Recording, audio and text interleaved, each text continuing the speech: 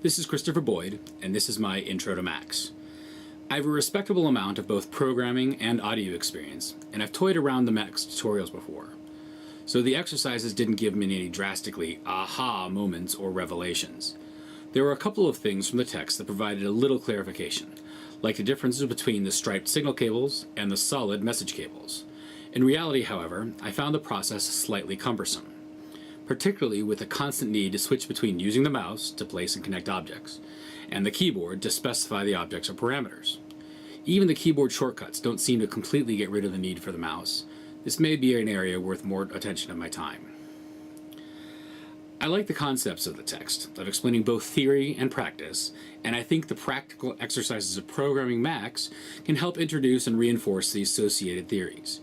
The pace of the text so far also reinforces the rationale of my area of study.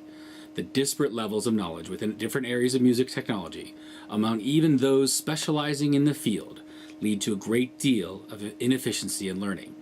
I was able to complete all the activities without much problem, with the exception of the first exercise on page 69. The original patch to be reproduced contained a patcher object. This particular object was never discussed, and I took some digging to figure out what it was and why it wasn't working in my patch. With the level of the detail the text is using, I would have expected at least some mention that they weren't going to talk about it, or some reference in the exercise that it hadn't been discussed. I would have also liked to see a bit more structure for the analysis activities on page 116 and 117.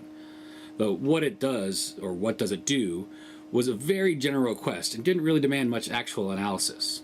Another problem in these activities was that, at least for me, the K slider object could not produce a negative value, so it had a range of 0 to 24 and not just minus 12 to plus 12.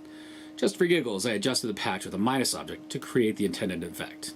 Overall, I think I'm going to enjoy Max, and I look forward to doing more projects. Thanks, bye.